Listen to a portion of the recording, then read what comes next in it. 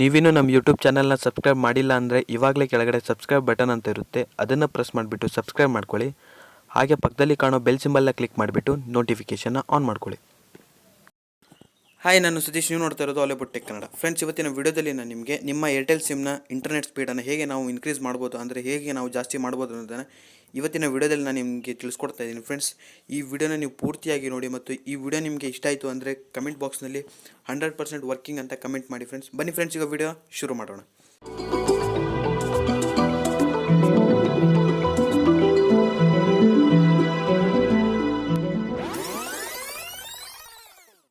Friends, ನಿಮ್ಮ ಮೊಬೈಲಲ್ಲಿ internet speed ಬರಬೇಕು ಅಂದರೆ ನಿಮ್ಮ ಮನೆ ಸುತ್ತಮುತ್ತಲು ನೆಟ್ವರ್ಕ್ ಚೆನ್ನಾಗಿರಬೇಕು. ಆದರೆ ನಿಮ್ಮ ಫ್ರೆಂಡ್ಸ್ ಮೊಬೈಲಲ್ಲಿ ನೆಟ್ವರ್ಕ್ ಚೆನ್ನಾಗಿದ್ದು ನಿಮ್ಮ ಮೊಬೈಲ್ನಲ್ಲಿ ಬರ್ತಾ ಇಲ್ಲ ಅಂದರೆ ಈ ಟ್ರಿಕ್ನ ಮೂಲಕ ನಾವು ಈಸಿಯಾಗಿ ಪ್ರಾಬ್ಲಮ್ನ ಸಾಲ್ವ್ ಮಾಡ್ಬೋದು. ಫ್ರೆಂಡ್ಸ್, ಈಗ ನೀವು ನಿಮ್ಮ ಮೊಬೈಲ್ನಲ್ಲಿ ಮೊದಲು ಸೆಟ್ಟಿಂಗನ್ನು ಓಪನ್ ಮಾಡಬೇಕಾಗುತ್ತೆ. ಫ್ರೆಂಡ್ಸ್, ನೋಡ್ತಾ ಇರ್ಬೋದು, ಈಗ ನಾನು ಸೆಟ್ಟಿಂಗನ್ನು ಓಪನ್ ಮಾಡ್ತಾ ಇದ್ದೀನಿ.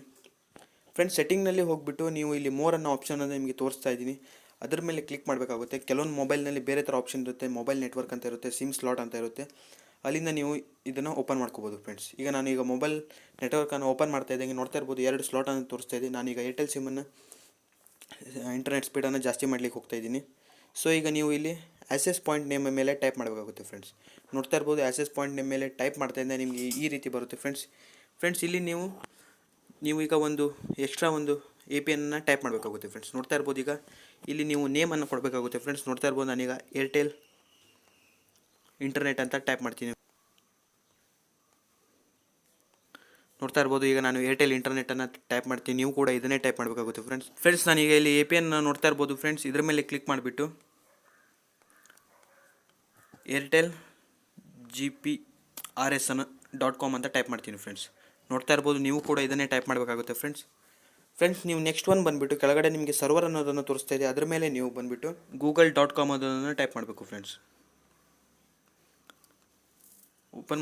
ಟೈಪ್ ಮಾಡಿಬಿಟ್ಟು ಫ್ರೆಂಡ್ಸ್, ಈಗ ನೀವು ಇಲ್ಲಿ ಓಕೆ ಮಾಡಬೇಕಾಗುತ್ತೆ. ಫ್ರೆಂಡ್ಸ್, ಇಲ್ಲಿ ನೆಕ್ಸ್ಟ್ ಒನ್ ಬಂದುಬಿಟ್ಟು ಕೆಳಗಡೆ ನೋಡ್ತಾ ಇರ್ಬೋದು, ನಿಮಗೆ MCC ಅನ್ನೋದನ್ನು ನಿಮಗೆ ತೋರಿಸ್ತಾ ಇದೆ.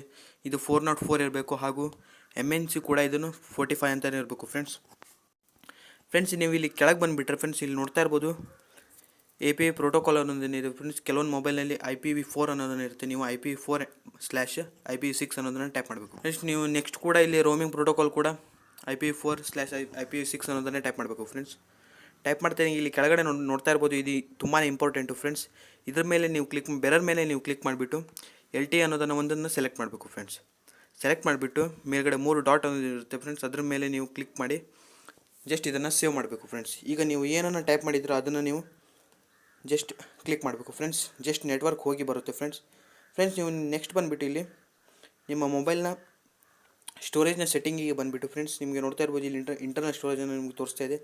ಅಲ್ಲಿ ಬಂದುಬಿಟ್ಟು ನೀವು ಕ್ಯಾಚಸ್ ಡಾಟಾ ಅನ್ನೋದನ್ನು ಇರುತ್ತೆ. ಫ್ರೆಂಡ್ಸ್, ಅದನ್ನು ನೀವು ಜಸ್ಟ್ ಕ್ಲೀನ್ ಮಾಡಿಬಿಟ್ಟು ರೀಸ್ಟಾರ್ಟ್ ಮಾಡಬೇಕಾಗುತ್ತೆ. ಫ್ರೆಂಡ್ಸ್, ಈ ಟ್ರಿಕ್ಕನ್ನು ನೀವು ನಿಮ್ಮ ಮೊಬೈಲಲ್ಲಿ ಒಂದ್ಸಲ ನೀವು ಟ್ರೈ ಮಾಡಿ ನೋಡಿ. ಫ್ರೆಂಡ್ಸ್, 100% ವರ್ಕ್ ಆಗೇ ಆಗುತ್ತೆ. ಫ್ರೆಂಡ್ಸ್, ಈ ವಿಡಿಯೋ ನಿಮಗೆ ಇಷ್ಟ ಆಯಿತು ಅಂತ ನಾನು ತಿಳ್ಕೊಂಡು ಇಷ್ಟ ಲೈಕ್ ಮಾಡಿ, ಕಮೆಂಟ್ ಮಾಡಿ ಮತ್ತು ನಿಮ್ಮ ಸ್ನೇಹಿತರ ಜೊತೆ ಈ ವಿಡಿಯೋನ ಆದಷ್ಟು ನೀವು ಶೇರ್ ಮಾಡಿ. ಮತ್ತು ನನ್ನ ಯೂಟ್ಯೂಬ್ ಚಾನಲ್ ಇನ್ನೂ ಸಬ್ಸ್ಕ್ರೈಬ್ ಮಾಡಿಲ್ಲ ಅಂದರೆ ಇವಾಗಲೇ ಕೆಳಗಡೆ ಸಬ್ಸ್ಕ್ರೈಬ್ ಬಟನ್ ಅಂತ ಇರುತ್ತೆ, ಬೇಗ ಸಬ್ಸ್ಕ್ರೈಬ್ ಮಾಡ್ಕೊಳ್ಳಿ. ವಿಡಿಯೋ ನೋಡಿದ್ದಕ್ಕೆ ಧನ್ಯವಾದ.